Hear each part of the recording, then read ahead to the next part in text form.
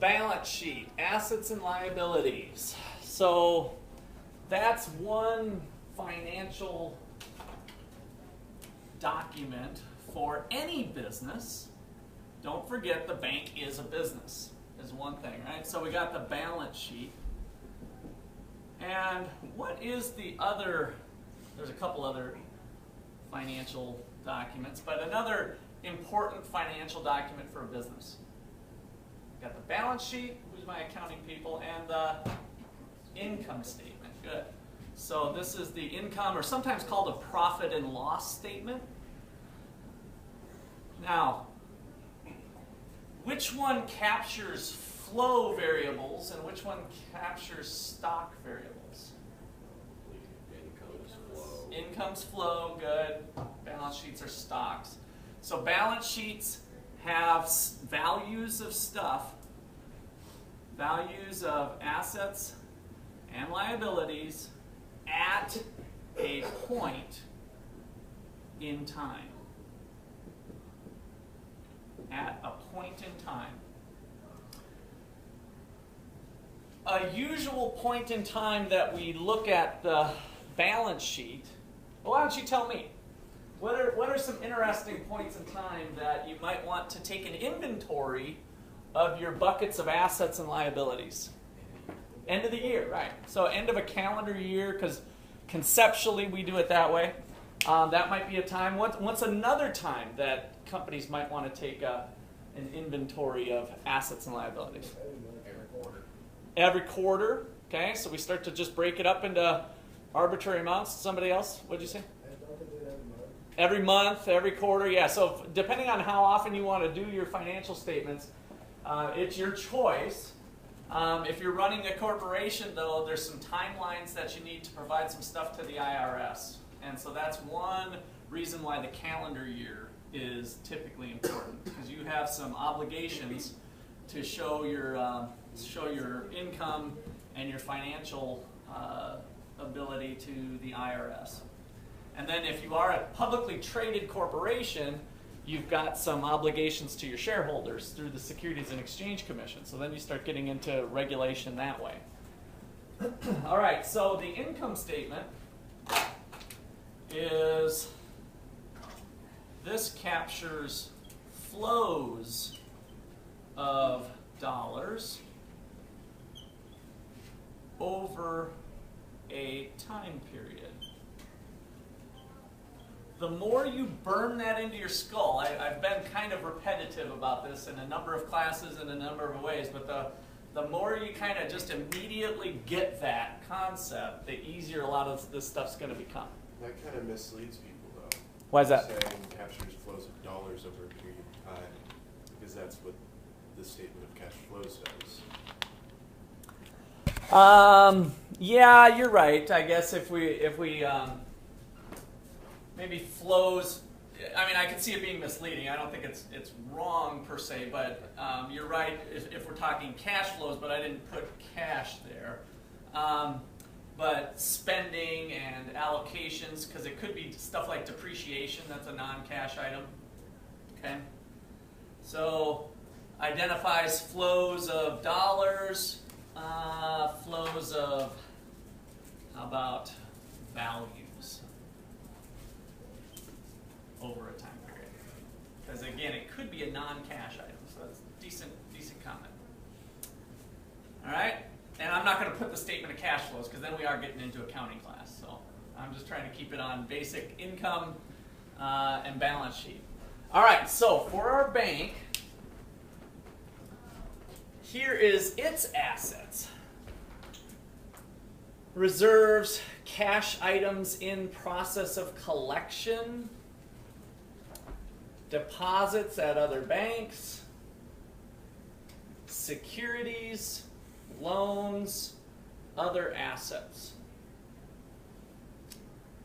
All right, what do you think cash items in process of collection are? If you're a bank, so now you can kind of put your banker's hat on. You guys basically know how some banking stuff works, right?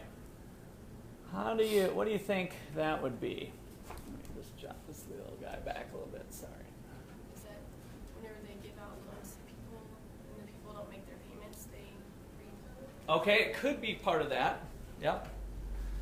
Payments you know you're going to be receiving, as far as like you have money coming in that isn't quite in yet, but Okay. you're expecting it to be in. So with some other types of companies, we might have accounts receivable coming in, right? So money that we're expecting to come in.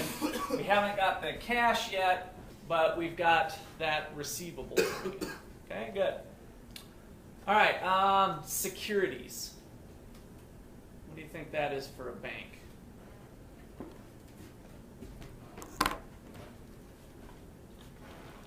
Securities. Like when the bank invests their money. Okay. So the bank is free to invest money in different places. They're not restricted to not being able to do that.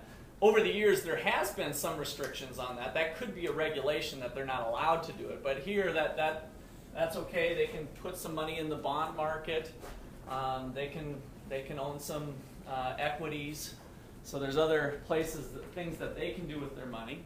But for the most part, they're in the business of making loans. So that's our mainstay for the banks.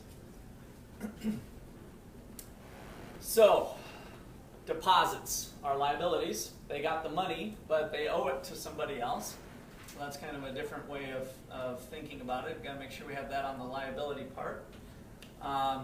They can borrow money, which is going to be an important instrument to kind of balance their books, as we'll see later. And then, what is bank capital? Bank capital.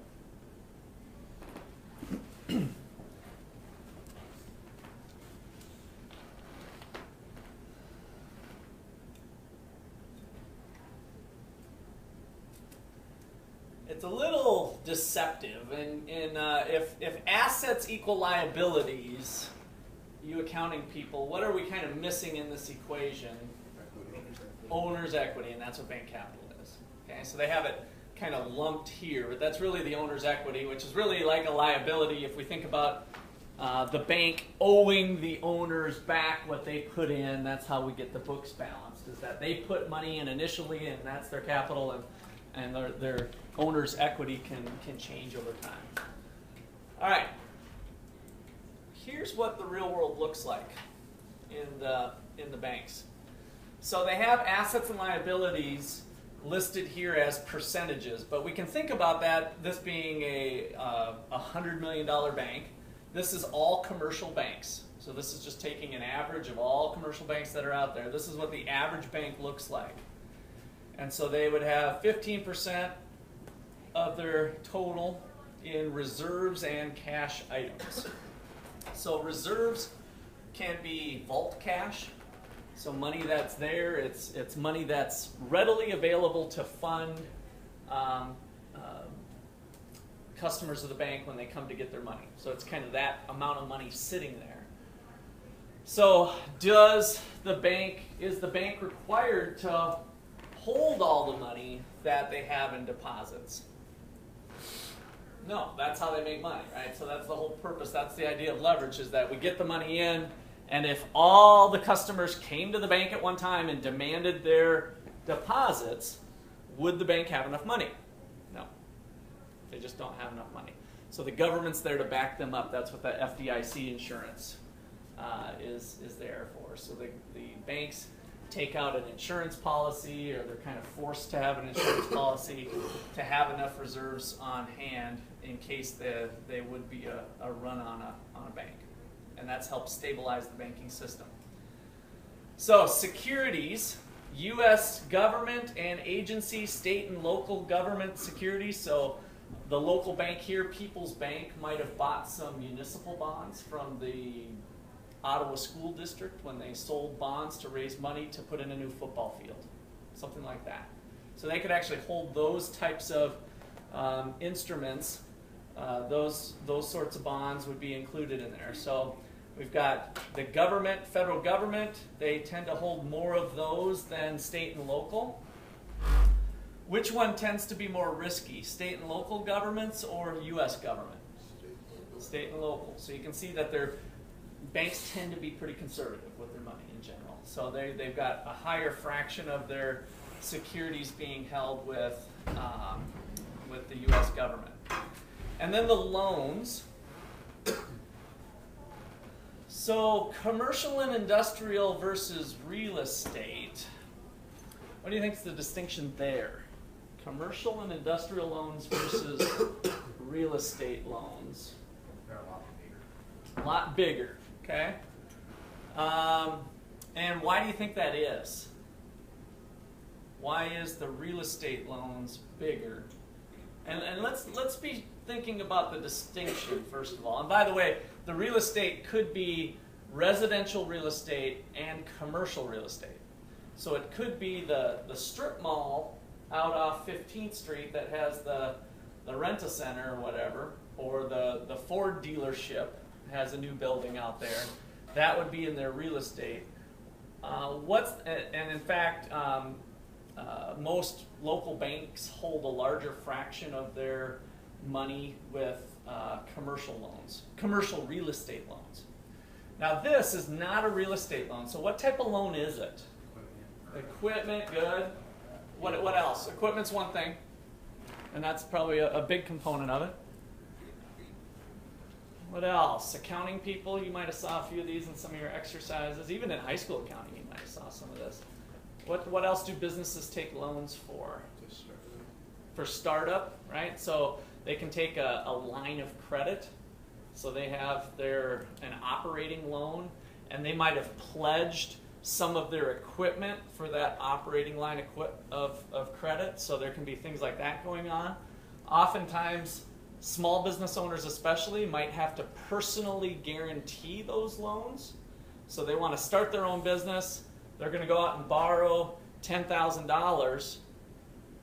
If their business hasn't been around for 5-10 years with stable income and a solid balance sheet, so that the business as an entity can sign on the loan, then they're going to say, hey, Russ, we'd like you to sign on personally, which means if this business goes under, guess who still has to pay the $10,000?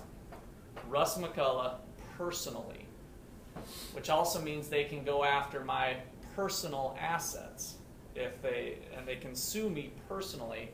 Whereas the way we set up a layer of protection for the business is that if the business can stand alone on its own and the business goes under, they can't go after the owners if there's no personal guarantee for those loans.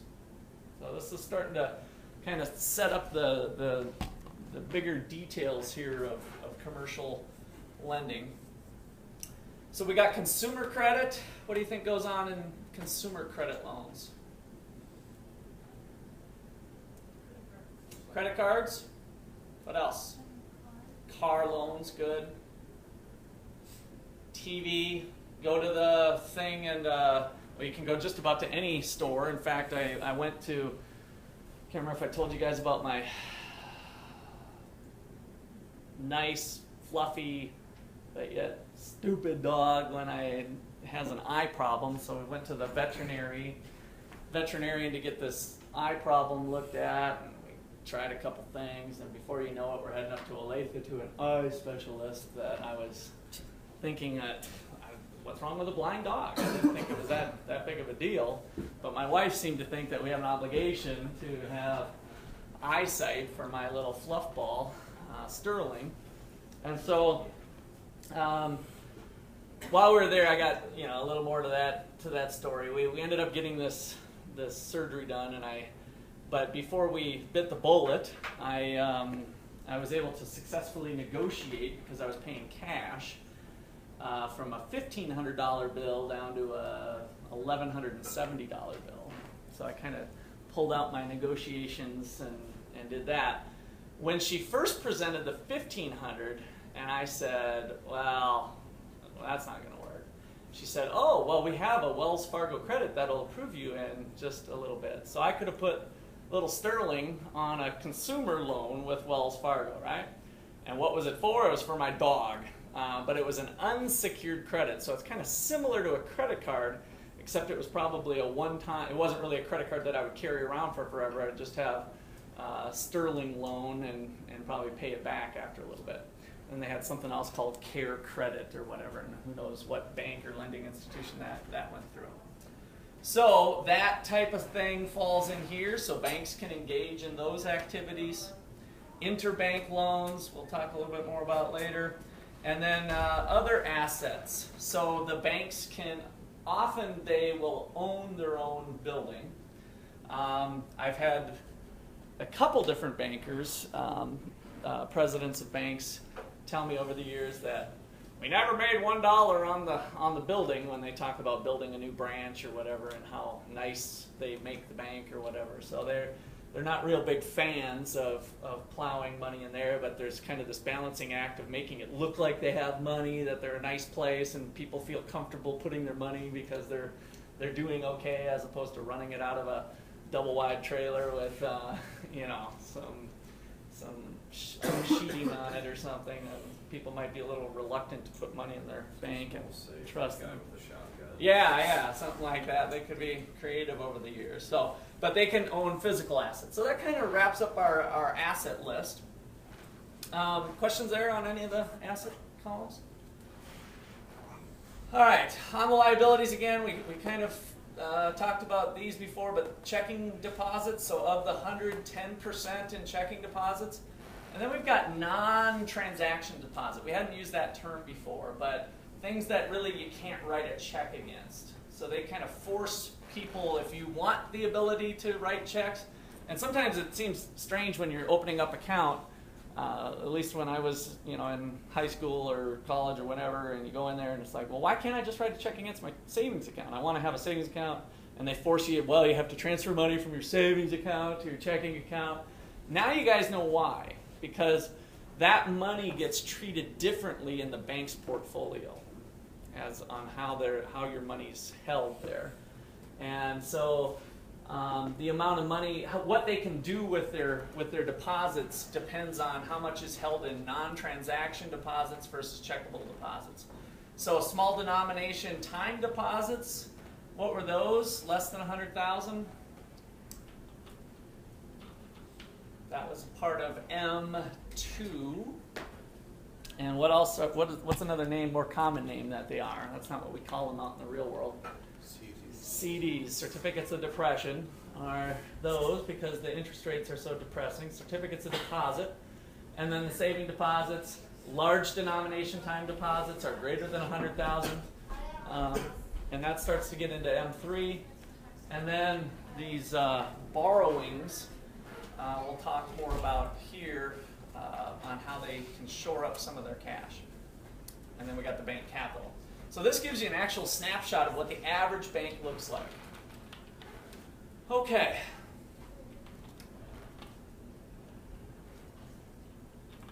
So we got to walk through the process and see how the bank changes funds as they manage their business. So checking account deposits, reserves. When somebody makes a deposit, our vault cash goes up to 100. And that allows us to loan out some of that fraction. It creates what we call reserves. So this is the term that you need to know, is that vault cash plus some other things we'll get into later, but that immediate thing, like when you go in and put that money in there, you gave them 100 cash. That cash now represents reserves for the bank. All right, so then we start to think about what the bank does with that.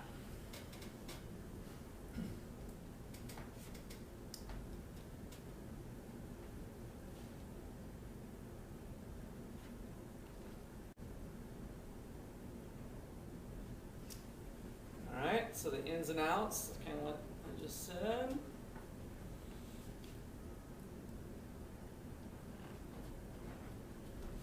So part of what we'll spend some time on in chapter 17 is a distinction of these reserves. So there's our $100. The Federal Reserve requires banks to hold back a certain amount that they can't loan out. And so required reserves plus what we call excess reserves are equal to the total reserves, or that reserves category. And where we're going with this is that that allows you to make loans. If you're just holding the cash, 10 of it you still have to hold as cash, but 90 of it you can loan out. Prior to loaning it out, we call that excess reserves. So that's the kind of the amount of cash available that can be loaned out at any given point in time. All right, questions on that? The amount of cash that can be loaned out at any given point in time. So reserves equals required reserves plus excess reserves. If we were putting some equation goggles on, when somebody makes a deposit, my reserves go up by $100. So I get the deposit, I have 100. The law, specifically the Federal Reserve, Janet Yellen, tells me that, hey bank, you cannot loan out more than 90 of that. 10% is required by law, or $10 of that is required by law to be held back. Okay? And then that sets up the game of how the bank makes money by making a loan to somebody at a higher interest rate than what they're paying the person on the deposit. They can start to turn a buck and make some income. All right, questions there? I know I'm nursing you a little slowly here because it's going to get more complicated as we go. All right. So here's some issues that the bank faces that we'll talk about. Liquidity, assets, right? So we looked at how liquid the assets are, asset management, liabilities, who are we loaning money to, who's in that loan category, is it somebody with that doesn't have the best credit report, or is it somebody with pristine credit, right? Capital adequacy, how much money have the owners put in, how big of a chunk does that make up? Credit risk, interest rate risk. So they face all of these things.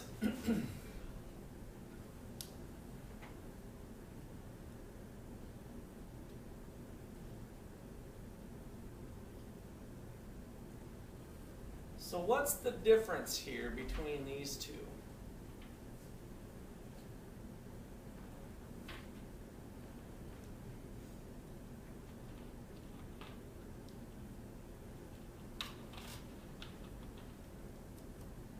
What's going on if we think of these two glimpses here?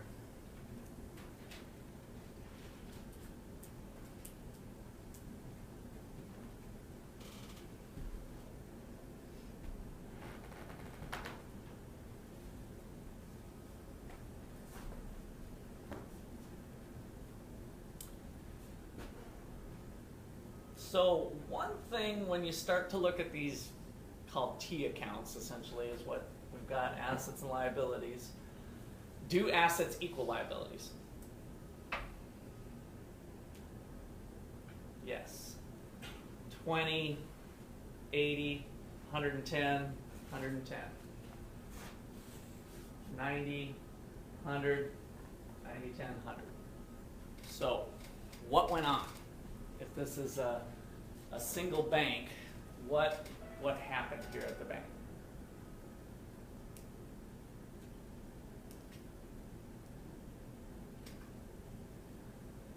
It's nothing too challenging. I just want you to start to read it on your own. What went on at this bank that yesterday it looked like this, today it looks like this? They received less money. Okay. And instead of removing it from their assets, they took a decrease in their liabilities. Okay. I want to go back to they received less money. That's not quite right. Reno? Somebody took money out. So, because it's important with that language, like, if they're receiving money, it's kind of like a flow, isn't it? Like, we're looking at the income statement. Here we're looking at the balance sheet. Yesterday, today. So what went on between yesterday and today? Somebody came in and said, I want my money out of the account. All right. how did they pay for that money? How did they pay for that? They just If you will, let okay? it go. They just let it go. So they had enough money in Vault cash or other sources to pay that amount out. Now, if the required reserves are 10%, is the bank still okay? Yes, right? So we've got 90 million of deposits. We need to have 9 million. We still have actually some excess reserves of 1,000 that we can do with what we wish. Okay, good.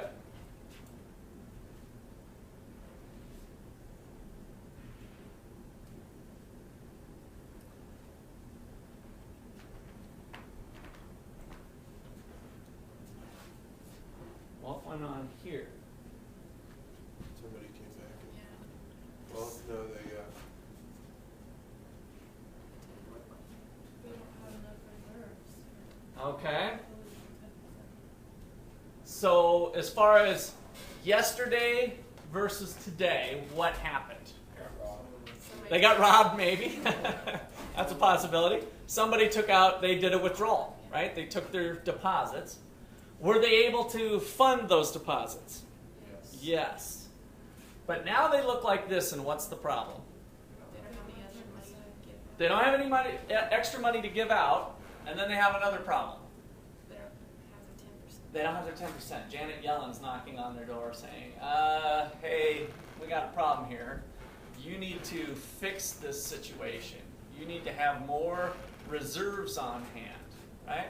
So that is kind of the situation that the banks face on a day-by-day basis of balancing their liquidity. What went on here? So starting from here, this is their old situation. What did they do? so I might have called the Fed and said, hey, can we have 9 million? Okay, they could have called the Fed, they could have called maybe some other places, but they needed to borrow 9 million. All right, and so what happened when they borrowed the 9 million? I'm kind of going in slow motion here, but I want you to track this through because I don't like accounting that much and I need to go slow to do it. What happened when they borrowed the 9 million? This again is, this is now yesterday. Yesterday, today. They got their reserves back, right? So somebody gave them a loan. They said, hey, I'll cover you. Here's 9,000. Maybe they brought a wheelbarrow full of $9,000. And the bank took it, put it into their vault, and now they've got the 9 million. And they are back in good graces with Janet, right? They don't have to worry about Janet coming and knocking down our door. Okay.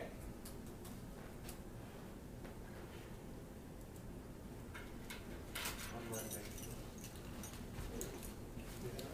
How does that affect their flows? You guys had something going on? Yeah. Okay. Sorry. How does that affect their flows? They just sold the securities. Okay, so here, a different approach was doing what? Just took it out of their They security. took it out of their securities. Okay, now back to that's balance sheet shuffling, potentially. You see what the shell game we did? We kind of sold 9 million of securities, got the cash, we're back in good graces with Janet. But what is the impact financially to the firm? Is that a good move, a bad move? Do they want, because that's what this chapter's about, is kind of bank management and managing the flows. Was that a free thing to do? Well, they're making less money. Okay, they're making less money. And so I want to make that distinction here against balance sheet versus income statement.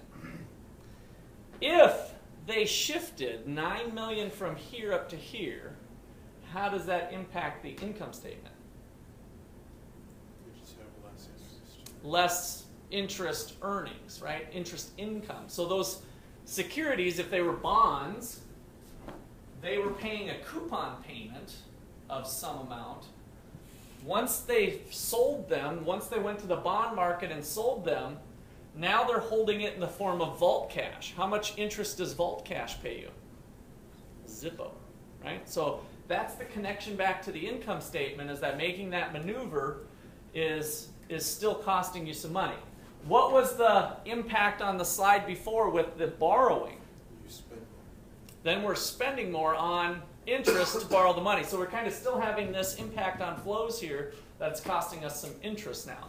So it's either, from an economist's perspective, foregone interest like it is here. We're not paying it, but we're not getting it. Because if I held on to my securities, I would have earned interest. If I do it the other way, with the borrowing, I'm paying interest. So either way, there's a cost. There's either an implicit cost or an explicit cost. Everybody see that distinction?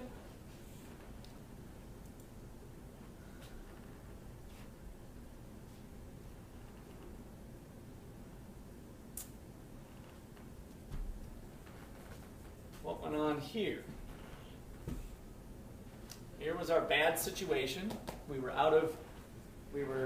getting scolded by Janet. And what did we do with the new situation now? We borrowed it from Janet. So Janet was willing to give us a loan too. So we got two places that we can do it. We can borrow from the private sector, borrow from other banks. Banks are willing to make loans to each other at the federal funds rate. That's the interest rate that banks charge other banks for short-term loans to get their reserves in place. They can also borrow from the Federal Reserve, and it shows up on the balance sheet the same way, except for now it's titled borrow from the Fed or borrow from another bank. Okay? So same concept going there. The bank chart, or the Fed charges an interest rate too. Does anybody remember that rate? What that's called?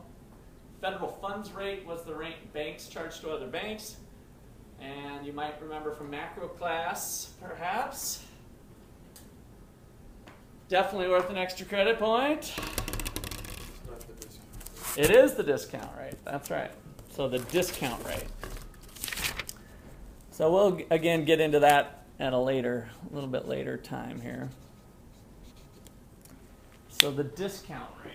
So what's going to have a lower interest rate? The Fed or the other banks? Traditionally, the Federal Reserve had the lowest rate in the nation, and it's still usually a hair under, but they've changed policy during Ben Bernanke's time to kind of open up that discount window, and so it can usually be pretty close. I think banks tend to like to maybe stay off the Fed's radar screen and not go to that window as much.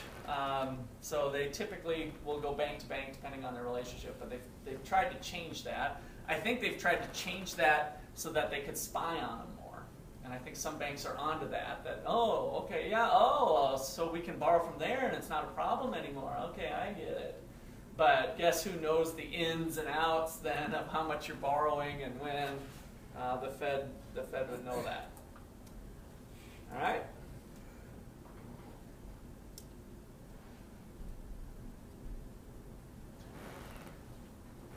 So how did they correct their problem now? Again, we're in trouble with Janet. What did they do this time to correct the problem? They sold their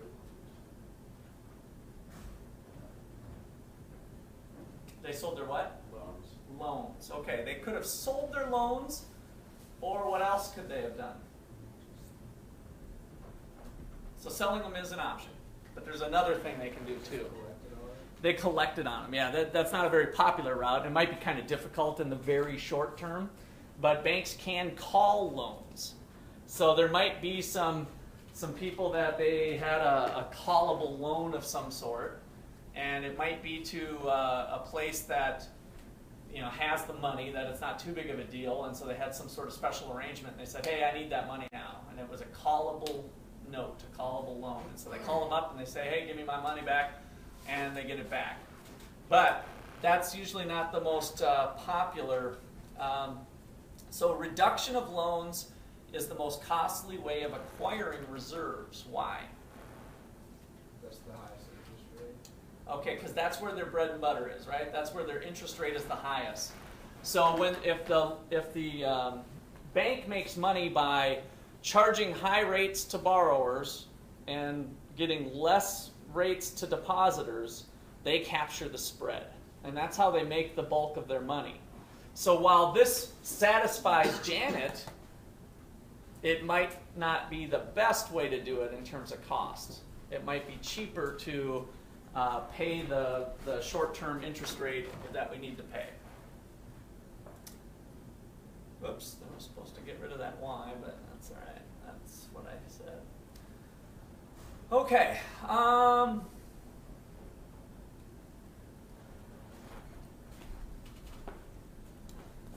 Let's look at the 3 goals here, and then we're going to wrap it up for today. This kind of gets into another section, but let's talk about this. Seek the highest possible returns on loans and securities. 3 goals: highest possible return, reduce risk, have adequate liquidity. How do those compete with each other? Like, we have this goal, and this goal. Do they all kind of follow one happy path? No. Austin, why not? I saw you shaking your head no. Get higher returns, you have to have risk. Okay, so we got that risk-return trade-off, right? In order to get higher returns, that's usually accompanied by a little more risk. Now, that's where bankers get into the business of making sure they're putting their money in the right places. How risky is that loan to that real estate developer? How solid is their financial statement? How much do I trust them? What are all the circumstances around the deal?